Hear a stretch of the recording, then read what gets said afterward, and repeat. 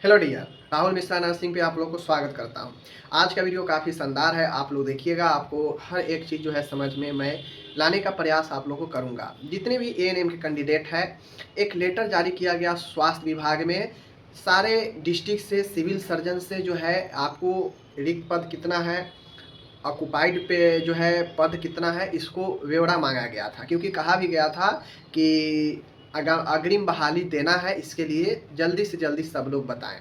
ठीक है, तो अब यहाँ पे स्वास्थ्य विभाग ने तो अपना काम शुरू कर दिया है। आपको क्या करना चाहिए, जॉब लेने के जो लोग छूट चुके हैं। देखिए, बहुत लोग जो है मायूसी हाथ लगा जब वो लोग सुप्रीम कोर्ट से केस को कहा जाए एक तौर पे हार गए, जो नॉन क्वालिफाइड थी, तो उन लोगों को बहुत निराशा लगा। लेकिन स्वास्थ्य विभाग ने उस निराशा को दूर करने के लिए बहुत ज़्यादा समय नहीं ले रही है और बहाली आप सभी के सामने लेकर आ रही है। एक लेटर तो दिया गया है बहाली को लेकर। बहुत लोगों के मन में सवाल उठता है कि कितना पद है, कितना पोस्ट अब आएगा। बहुत लोगों को मन में ये उठता है कि ये बहाली क्या चुनाव से पहले कंप्लीट हो जाएगा, क्या कुछ है। इन सारे तमाम चीज़ों पर मैं जो है बात करने वाला हूँ। ठीक है, देखिए, सबसे पहले मैं बता दूँ आप लोगों को कि कितने पद आ सकते हैं एएनएम में।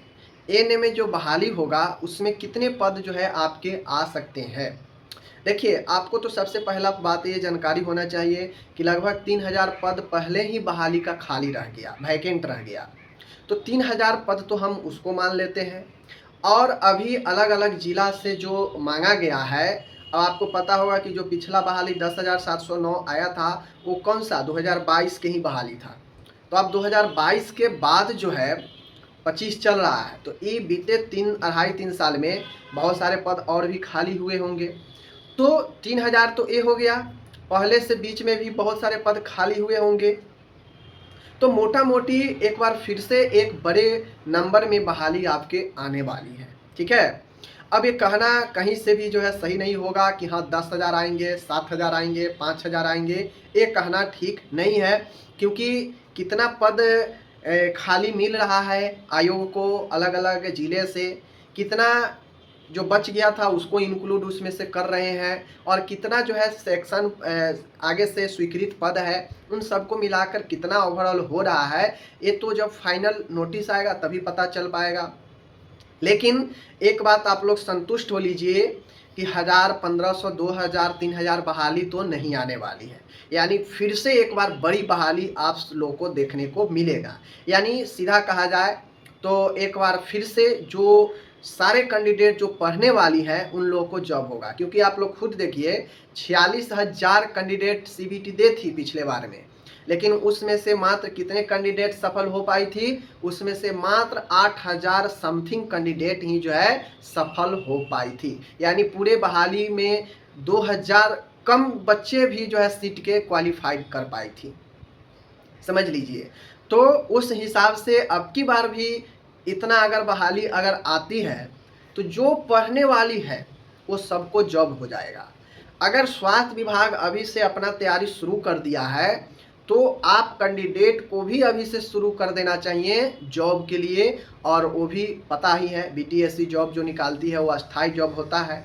तो आप लोगों को कमर कस लेना चाहिए, पढ़ाई शुरू कर देना चाहिए, ताकि इन फ्यूचर जब भी बहाली आए, एग्ज़ाम लिया जाए, तो आपका एक सीट उसमें कन्फर्म हो पाए। मैं ऐसे ऐसे कैंडिडेट को देखा हूँ, ऐसे ऐसे कैंडिडेट को, क्योंकि सीबीटी एग्ज़ाम था, वहाँ पे तो कुछ एक्स्ट्रा चीज़ लिखना नहीं था। वहाँ पे सिर्फ जो एएनएम में आप पढ़ी हैं उसी को जो है वहाँ पे टिक लगा देना था माउस से। तो वहाँ पे इंटरनल क्या है वो चीज़ों को पता नहीं चल पाया। तो मैं देखा हूँ नज़र के सामने ऐसे ऐसे कैंडिडेट को इस एएनएम में हुआ है, जिनको सही से लेटर लिखने में, स्पेलिंग लिखने में मिस्टेक है, वैसे लोगों को इस एएनएम में हुआ है।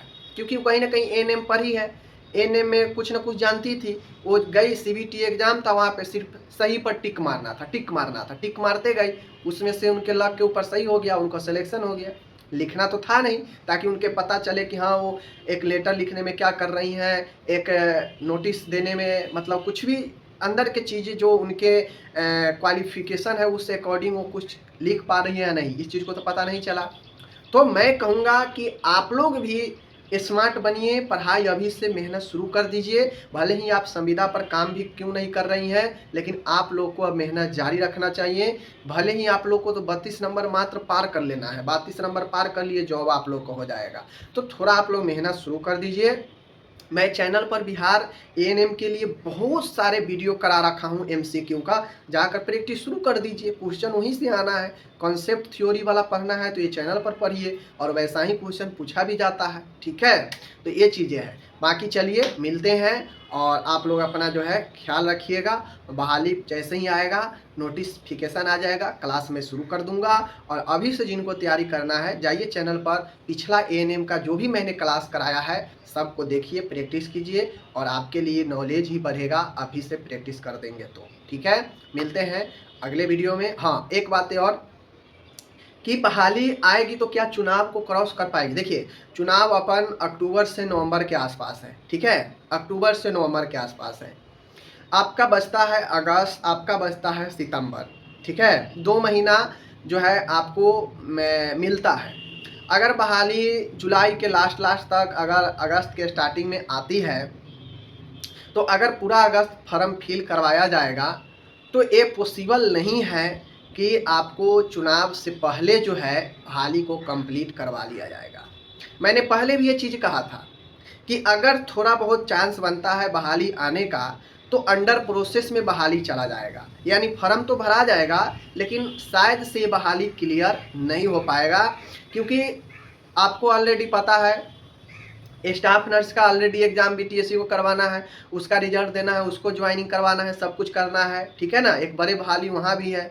आप लोग का अगर फॉर्म भरा जाता है तो 1 महीना तो कम से कम 20 दिन आपको फॉर्म भरने में ले लेगा समय। तो समय फिर बचेगा कहाँ कि आपका एग्ज़ाम करवाया जाए और आपका रिजल्ट दिया जाए और आपको ज्वाइनिंग करवाया जाए। कम से कम 4 से 5 महीना प्रोसेस में तो चाहिए ही चाहिए ना, जो कि आयोग के पास नहीं है।